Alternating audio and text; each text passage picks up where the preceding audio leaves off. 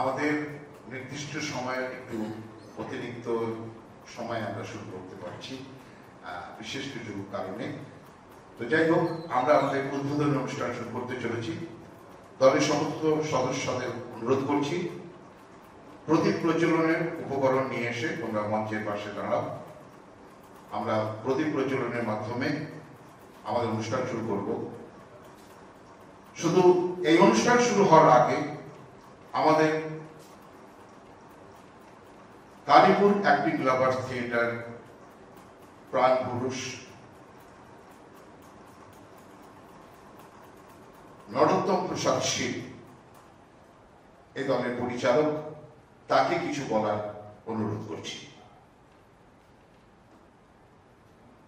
নমস্কার, শুভ সন্ধ্যা।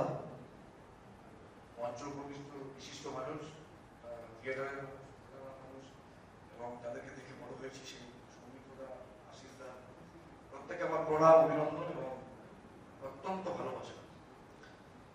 আমাদের Kalipur acting lovers theatre 39 থেকে 40-এ পা দিয়েছে। 27শে মার্চ আমাদের প্রতিষ্ঠা দিবস উদযাপন হবে। তো এই পথ বেরোতে আমাদের অনেক প্রতিকূলতার মধ্যে দিয়ে বেরোতে হয়েছে, অনেক সমস্যার মধ্যে দিয়ে বেরোতে হয়েছে, ঘাত প্রতিঘাতের মধ্যে দিয়ে। তার মধ্যেও আমরা অনেক ভালো নাটক করেছি। লাস্ট যে নাটকটা আমরা করেছি সেটা আমাদের 38তম প্রযোজনা ছিল। এখন আবার একটা নতুন করেছি, ওটা 39। মানে বছর ধরে ধরে এক একটা নাটক আমাদের হয়েছে।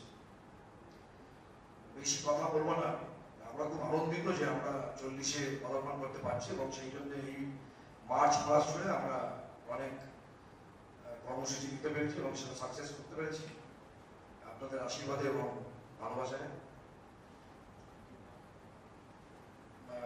যারা আমার গ্রুপের সমস্ত সদস্যা রয়েছে তাদের প্রতি আমি কৃতজ্ঞতা রাখছি আর তাদের প্রতি আমার ভালোবাসা রইল। অনুষ্ঠান আমরা শুরুই করি, সেটাই ভালো। আর 27 মার্চ আপনারা এখানে হয়তো আমাদের দলের লোকই বেশি দেখছি, বাইরের কেউ সেরকম আসেনি।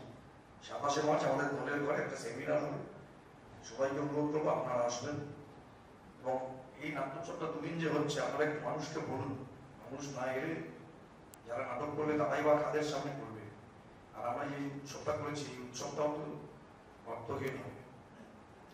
যাই হোক, আমার বক্তব্য আমি বেশি দীর্ঘায়িত করছি না, এবার প্রদীপ প্রজ্বলন